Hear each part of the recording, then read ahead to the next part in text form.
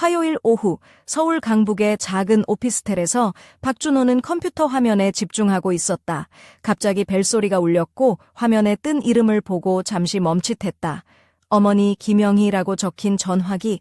평소 어머니께서 직접 전화하시는 일이 드물었기에 무슨 일이 생긴 건 분명했다. 여보세요 어머니, 무슨 일 있으세요? 준호는 조심스레 말했다. 반대편에서 들려온 영희의 목소리는 평소보다 떨리고 있었다. 준호야 미안해. 다음 주에 이사하게 됐는데 도와줄 사람이 갑자기 일이 생겨서 못 오게 됐어. 내가 너무 힘들어서 혹시 이번 주 토요일에 좀 와줄 수 있을까? 준호는 한숨을 내쉬었다. 이사는 언제나 골칫거리지만 어머니에게 거절할 수는 없었다. 그럼요, 어머니. 토요일에 꼭 갈게요. 그가 웃으며 대답하자 영희는 안도의 웃음을 흘렸다. 토요일 아침, 준호는 서울 근교 용인에 위치한 어머니의 새 집에 도착했다. 작은 단독주택이었지만 따뜻한 분위기가 감돌았다. 영희는 평소보다 화사한 연두색 블라우스와 흰색 스커트, 그리고 살짝 굽이 있는 베이지색 구두를 신고 있었다. 머리는 부드러운 웨이브로 내려왔고 진주 귀걸이가 그녀의 우아함을 더했다. 준호야, 와줘서 정말 고마워. 그녀는 활기차게 준호를 맞이하며 달콤한 복숭아 향수 냄새를 풍겼다. 이삿짐이 정말 많네요, 이사 대장님. 준호가 농담을 던지자 영희는 웃으며 고개를 저었다. 이게 끝이 아니야. 정신없지만 네가 있어서 든든해. 두 사람은 박스와 가구를 옮기며 땀을 흘렸다. 영희는 가끔씩 재치 있는 말을 던져 분위기를 밝게 만들었다. 준호야, 우리 이렇게 힘들게 일하는데 나중에 세상에서 제일 맛있는 삼겹살 사줄 거지. 준호는 웃으며 답했다. 그럼요, 오늘 일 끝나면 바로 예약할게요. 한낮 무렵 둘은 잠시 휴식을 취하며 거실 바닥에 앉아 포장된 피자를 나눠 먹었다. 영희는 상자에서 따끈한 피자를 꺼내며 손가락을 핥았다. 대학교 때 생각난다. 이렇게 피자 박스에 손가락 대는 거 말이야. 혹시 이게 노인성 치매 초기 증상일까? 준호는 웃으며 말했다. 아니, 그건 인생의 작은 행복을 아는 사람의 특징이지. 오후가 되자 두 사람의 몸은 무거워졌지만 마음은 가벼웠다. 거의 모든 짐을 옮긴 뒤 마지막으로 침실로 옮길 박스를 들고 있던 영희가 문턱에 걸려 넘어졌다. 준호는 재빨리 그녀를 붙잡으려 앞으로 몸을 내밀었지만 균형을 잃고 두 사람이 함께 바닥에 쓰러졌다. 준호야. 영희의 목소리가 귓가에 속삭이듯 들렸다. 순간 준호의 머릿속에 있던 모든 생각이 사라지고 오직 그녀에게 끌리는 욕망만 남았다. 그는 조심스럽게 그녀의 입술에 입을 맞췄다. 처음에 영희는 놀란 듯 굳었지만 곧 뜨겁게 응답했다. 두 사람의 손길은 점점 더 대담해졌고 옷깃이 풀리며 바닥 위에 흩어진 박스들은 잊혀졌다. 그들은 침실로 몸을 옮겨 격렬하고도 원초적인 사랑을 나누었다. 모든 금기와 경계는 사라지고 오직 서로에 대한 갈망만이 존재했다. 사랑을 나눈 후 두 사람은 서로의 천을 느끼며 누워 있었다. 준호는 천장을 바라보며 중얼거렸다. 도대체 우리가 무슨 짓을 한 거지? 영희는 부드러운 미소를 지으며 말했다. 믿기 힘든 일이지만 기분은 좋았어. 그때 준호는 깨달았다. 두 사람 사이에 부끄러움도 죄책감도 없었다. 그들은 단지 서로의 필요를 채워주는 존재가 되었을 뿐이었다. 앞으로 어떻게 할까? 준호가 물었다. 영희는 잠시 생각한 뒤 말했다. 우리 비밀로 하자. 가끔씩 만나서 이 모험을 계속해보자고. 준호는 고개를 끄덕이며 미소 지었다. 좋아, 그게 더 재미있을지도 모르겠네. 그렇게 두 사람은 짐 정리를 마치고 미묘한 비밀을 공유한 채 새로운 삶을 시작했다. 하지만 그날 밤 창문 밖에 희미하게 비친 그림자 하나가 그들의 비밀을 노려보고 있었다. 이튿날 아침 용인 단독주택의 햇살이 부드럽게 거실을 감쌌다. 박준호는 어제의 격렬한 밤을 떠올리며 커피 한 잔을 들고 창가에 서 있었다.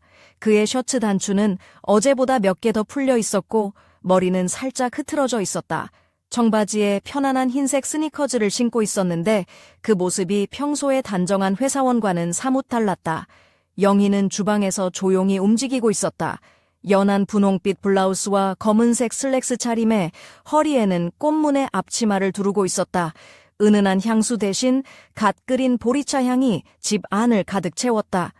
그녀의 머리는 깔끔하게 묶여 있었지만 몇 가닥의 머리카락이 얼굴 옆으로 흘러내려 자연스러운 매력을 더했다. 준호야, 커피 더 필요해. 영희가 미소 지으며 물었다. 준호는 천천히 고개를 끄덕였다. 응, 어머니 덕분에 어젯밤이 아직도 생각나네요. 그가 농담조로 말하자 영희는 눈을 가늘게 뜨며 장난스럽게 말했다. 그럼 다음 이사 때도 꼭 불러야겠네. 내 몸은 아직 젊거든. 준호도 웃으며 어머니, 이제는 이삿짐계의 마법사라 불러야겠네요. 라고 받아쳤다. 둘은 아침 식사를 하며 어제의 일을 자연스럽게 넘기려 애썼다. 하지만 마음 한켠에는 묘한 긴장감이 감돌았다. 준호는 어머니와의 관계가 이렇게 뒤틀릴 줄은 상상도 못했지만 동시에 그 감정이 점점 깊어져 가는 자신을 느꼈다. 그날 오후 준호는 사무실에서 일하는 내내 휴대폰을 몇 번이나 확인했다. 영희에게서 온 메시지는 단 한 통, 짧지만 의미심장했다. 오늘 저녁은 내가 요리할게. 기대해도 좋아. 준호는 혼자 중얼거렸다. 이게 정말 괜찮은 걸까? 저녁 무렵 영희의 집은 은은한 조명으로 물들었다. 그녀는 몸에 딱 맞는 진한 와인색 원피스를 입고 있었다. 무릎 위로 살짝 올라오는 길이었지만 절제된 섹시함이 느껴졌다. 발끝에는 블랙 하이힐, 손목에는 은빛 팔찌가 반짝였다. 머리는 부드러운 웨이브로 흘러내렸고 입술에는 연한 장밋빛 립스틱이 덧발라져 있었다. 준호가 문을 열자 영희는 살짝 미소 지으며 말했다. 어서 와, 준호야. 오늘은 특별한 저녁이 될 거야. 준호는 잠시 그녀의 눈빛에 빠져들었다. 어머니, 오늘 음식보다 당신이 더 맛있어 보이는데요. 그가 웃으며 던진 농담에 영희는 눈을 반짝이며 그럼 내가 요리보다 더 잘할게 라고 응수했다. 두 사람은 함께 식탁에 앉아 담소를 나누었다. 하지만 그들의 대화는 점점 더 미묘해졌고 눈빛은 말하지 않아도 많은 것을 전달했다. 밤이 깊어지자 집 밖에서 희미한 발자국 소리가 들려왔다. 준호는 순간 몸을 굳혔다. 누군가 우리를 지켜보고 있는 것 같아. 영희는 창문 쪽으로 다가가 어둠 속을 응시했다. 이사 온 지 얼마 안 됐는데 누군가가 우리 비밀을 알고 있는 걸까? 그녀는 낮게 속삭이며 손을 꼭 잡았다. 그 순간 집안의 긴장감이 감돌며 두 사람의 숨결이 맞닿았다. 앞으로 펼쳐질 이야기가 더욱 깊고 위험한 미로로 빠져들 것임을 예감하며 그들은 서로의 눈을 바라보았다. 우린 이제 멈출 수 없어. 준호가 낮게 말했다. 문득 창밖에서 희미한 웃음소리가 들려왔다. 그 웃음은 너무도 익숙했기에 두 사람은 동시에 몸을 돌려 그 소리의 주인을 찾으려 했다. 다음 이야기가 기다려진다. 그날 밤 준호는 잠을 이루지 못하고 창문 옆에 앉아 있었다. 어둠 속에서 서울 도심의 불빛들이 반짝였지만 그의 마음은 복잡했다. 그의 셔츠 소매는 살짝 걷어 올려져 있었고 손목에는 평소에 차지 않는 가죽 팔찌가 감겨 있었다. 머리는 헝클어졌지만 그 헝클어진 모습조차 무심한 매력을 더했다. 영희는 침실 문을 살며시 열고 들어왔다. 그녀는 부드러운 베이지색 실크 잠옷을 입고 있었는데 그 소재는 몸에 달라붙어 그녀의 곡선을 은은하게 드러냈다.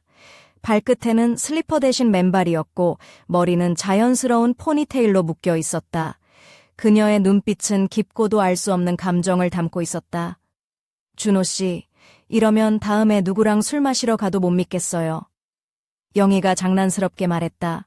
준호는 미소를 지으며 그럴 줄 알았으면 처음부터 비밀을 만들지 말았어야죠. 라고 답했다. 그들은 서로를 바라보다가 어느새 손을 맞잡았다. 그 순간 집 밖에서 다시 그 익숙한 웃음소리가 낮게 울려 퍼졌다. 준호가 몸을 일으켜 창문 쪽으로 다가갔다. 저건 분명 누군가 우리를 시험하는 거야.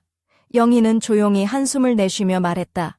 우리 비밀을 알고 있는 사람 아니면 우리를 갈라놓으려는 사람일지도 몰라. 두 사람은 불안 속에서도 서로를 더 꽉 끌어안았다. 준호 씨, 이 모험은 이제 시작일 뿐이에요. 그녀가 속삭였다. 바로 그때 집 밖에서 누군가의 발걸음 소리가 점점 가까워졌다.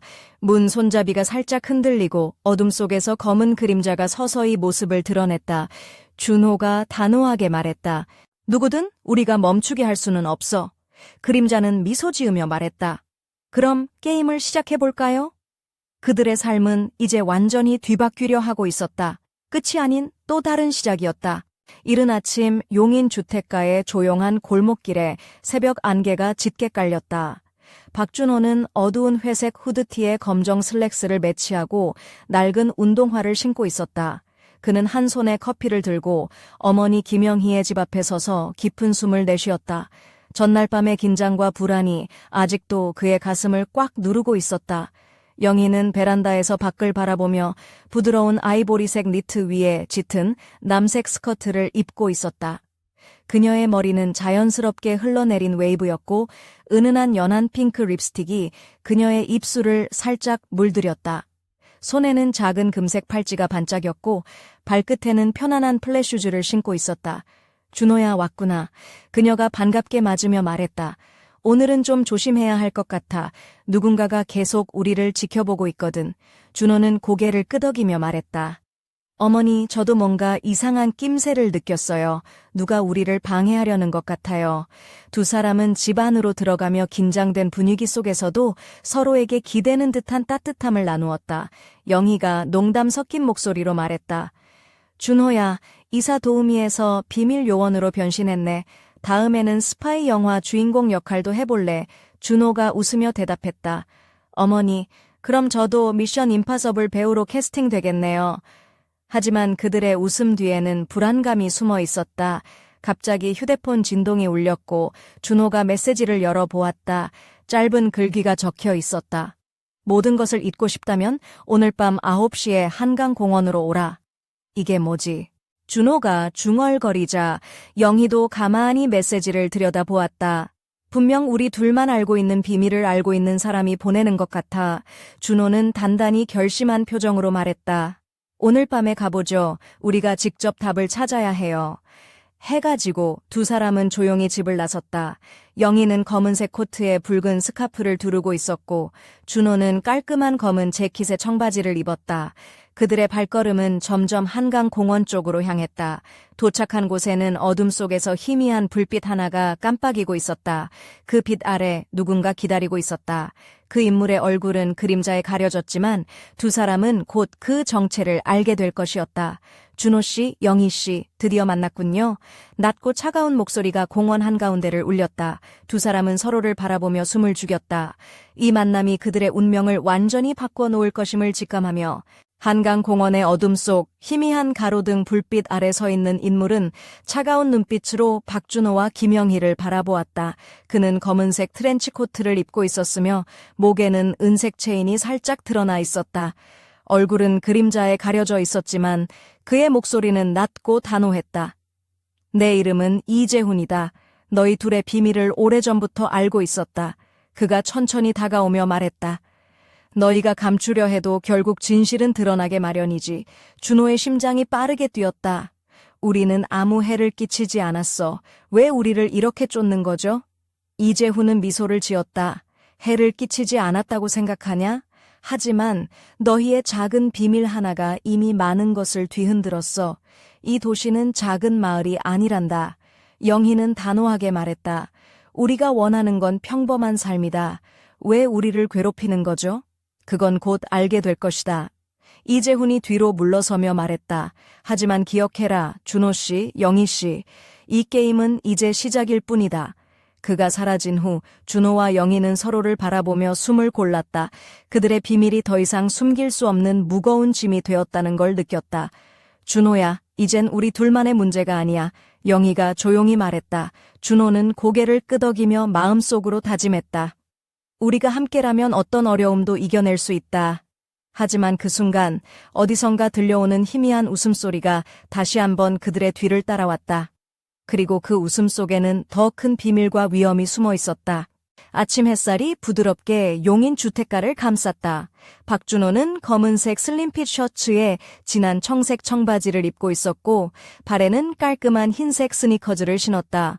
머리는 약간 헝클어져 있었지만 그가 가진 굳은 결의가 얼굴에 선명히 드러났다. 거울 앞에서 그는 깊은 숨을 들이쉬고 나서 휴대폰을 손에 쥐었다. 영희 씨, 우린 더 이상 숨을 곳이 없어. 그의 목소리는 흔들렸지만 굳건했다. 곧이어 영희가 거실로 나왔다. 그녀는 부드러운 회색 니트에 짙은 자주색 스커트를 매치했고 은은한 진주 목걸이가 목선을 따라 빛났다. 발끝에는 세련된 검정 플랫슈즈가 살짝 보였다. 머리는 자연스러운 웨이브로 흐르고 있었고 그녀의 눈빛엔 단호함과 따뜻함이 공존했다. 준호야, 우린 함께라면 어떤 위기도 헤쳐나갈 수 있어.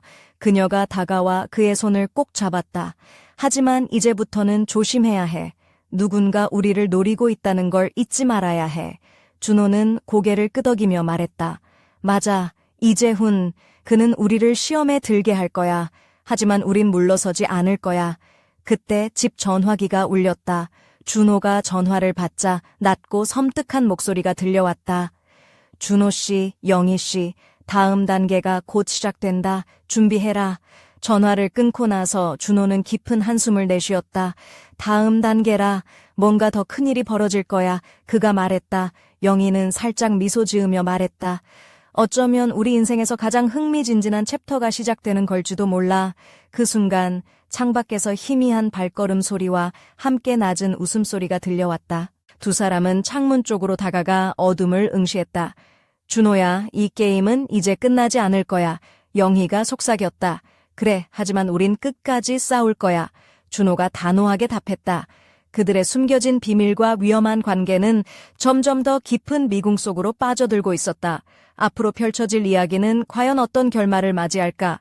다음 이야기에서 밝혀질 진실을 기대해도 좋다.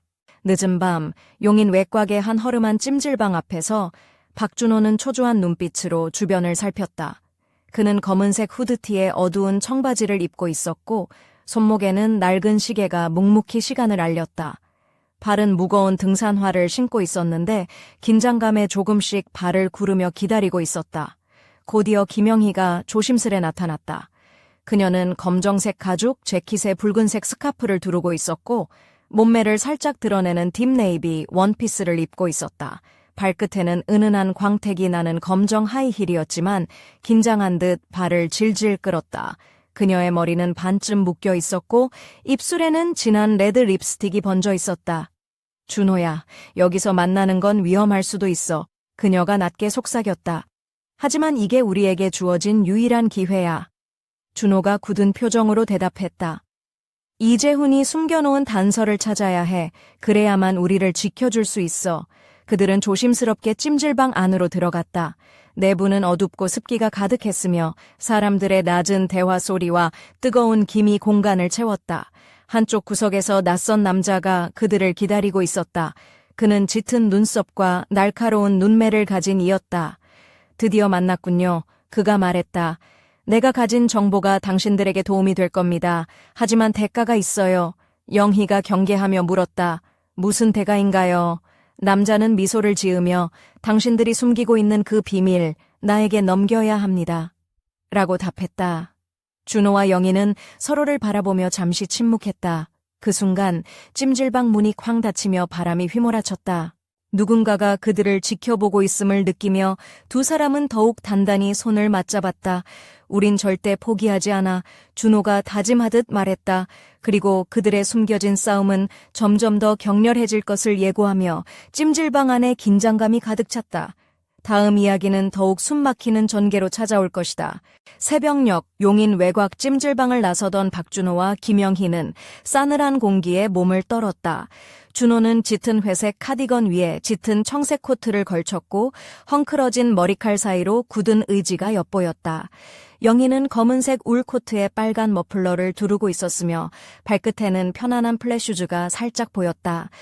그녀의 입술에는 자연스러운 누드톤 립스틱이 번져 있었고 눈빛은 평소보다 한층 더 날카로웠다. 준호야, 우리가 가진 단서가 그 사람 손에 넘어가면 어떻게 하지? 영희가 걱정스러운 목소리로 말했다. 준호는 깊은 숨을 들이마신 뒤 단호하게 대답했다. 그럴 순 없어. 우리가 먼저 움직여야 해. 오늘 밤이 기회야. 그들은 한강변으로 향했다.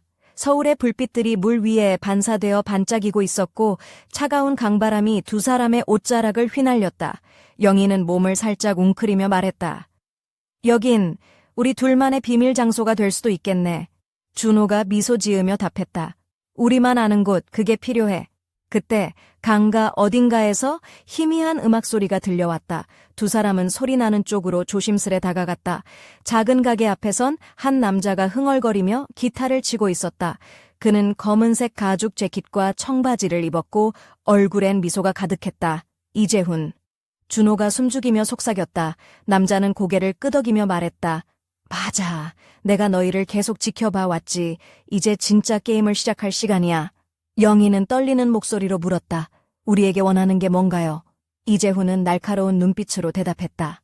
너희가 가진 비밀, 그리고 앞으로 어떤 결정을 내릴지, 그 선택이 너희 운명을 좌우할 거야. 준호와 영희는 서로의 손을 꼭 잡았다.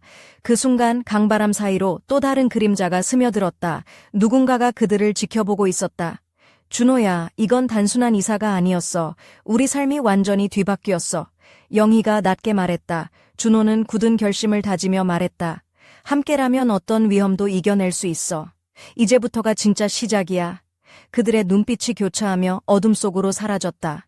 미지의 운명이 그들을 기다리고 있었다. 다음 이야기에서는 숨겨진 진실과 충격적인 반전이 밝혀질 것이다. 늦은 밤 서울 강남의 한 고급 아파트 복도에 박준호가 조심스레 발걸음을 옮기고 있었다. 그는 검은색 터틀넥 니트에 슬랙스 그리고 매끈한 가죽 구두를 신고 있었고 손목에는 은은하게 빛나는 시계가 차여 있었다.